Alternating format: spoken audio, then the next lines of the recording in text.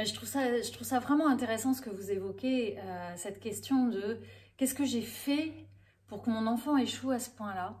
Qu'est-ce que j'ai fait pour qu'il soit abîmé à ce point-là?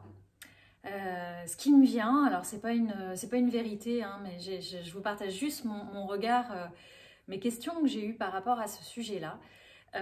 C'est est-ce que vraiment on a ce pouvoir-là de vie ou de mort presque sur la vie de nos enfants, ou en tout cas d'échec et de réussite sur de la vie de notre enfant?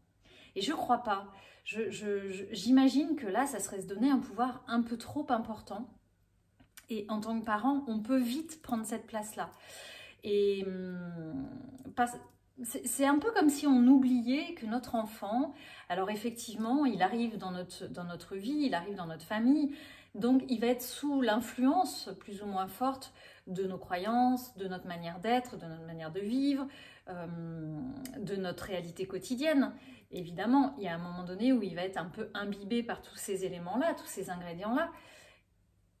Mais il a aussi, c'est un être entier, unique, qui a une grande capacité de décision, de choix. Alors, ça dépend des âges, évidemment, mais ça serait oublier que notre enfant, il est entier.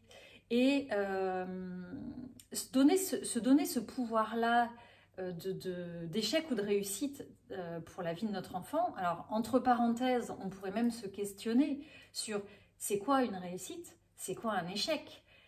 À partir de quand on considère qu'il y a réussite? À partir de quand on considère qu'il y a échec? Est-ce que ce ne sont pas que des expériences de vie? Bon, mais ça sera un autre sujet, donc je ferme la parenthèse. Mais notre enfant, ça serait imaginer que c'est un peu un tube vide, en fait, et qu'il aurait aucune influence intérieure de lui à lui.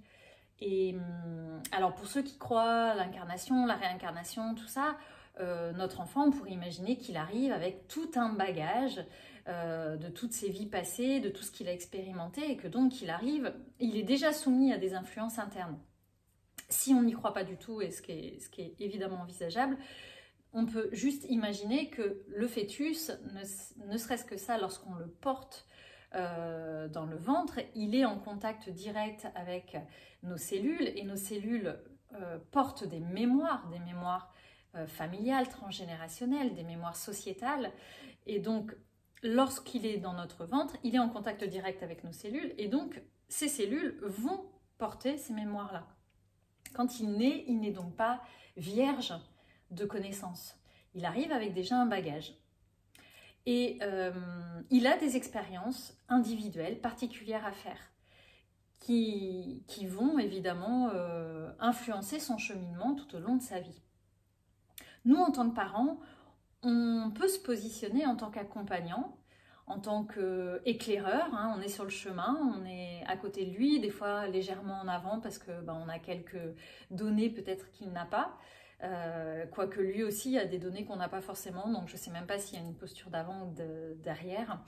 Et en tout cas, on peut être un accompagnant, mais je ne crois pas qu'on ait ce pouvoir-là de le faire échouer ou de le faire réussir. On a une responsabilité dans ce qu'on transmet, et tout n'est pas conscient évidemment hein, dans ce qu'on leur transmet, il y a des choses qui sont inconscientes. On a une responsabilité, mais on n'a pas ce pouvoir-là. En tout cas, c'est mon point de vue. Et on se rend bien compte que les enfants, ils ont cette capacité d'interprétation qui va leur être propre.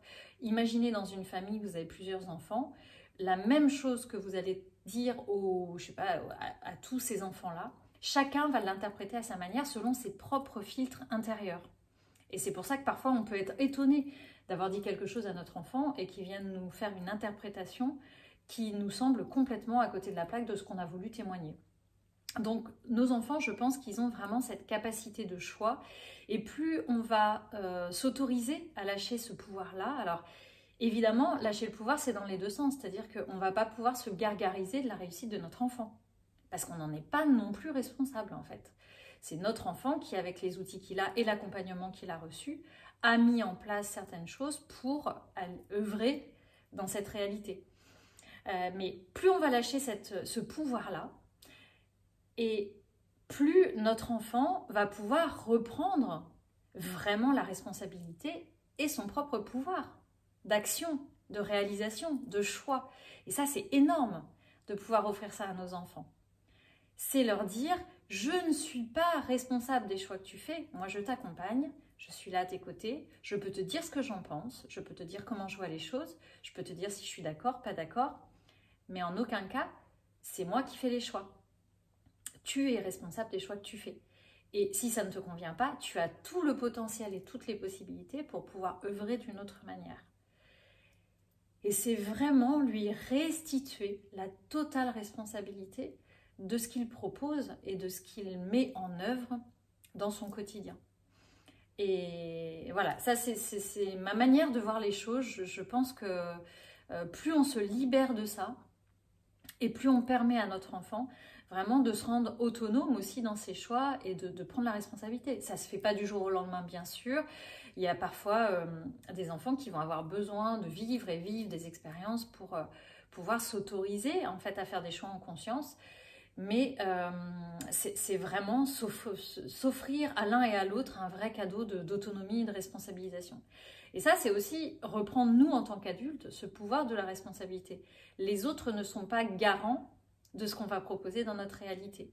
Ils peuvent être une influence, ils peuvent nous accompagner, ils peuvent être des freins par moment, mais nous avons le choix à chaque instant de reprendre notre pouvoir décisionnaire, de reprendre notre pouvoir sur les choix qu'on fait, ou les non-choix. Voilà, c'est accepter tout ça. Donc c'est vrai que si notre enfant manifeste des choses qui ne nous conviennent pas, peut-être que c'est aussi d'accepter que notre enfant ait un chemin différent de ce qu'on avait imaginé, un chemin qui lui est propre, qu'on ne connaît pas, et pour lequel on pourrait aussi enlever tous les jugements qu'on a, parce qu'on ne sait pas si c'est un chemin qui est bon ou pas bon. Peut-être que c'est le chemin parfait pour lui, celui qu'il a expérimenté, pour découvrir vraiment l'être qu'il est.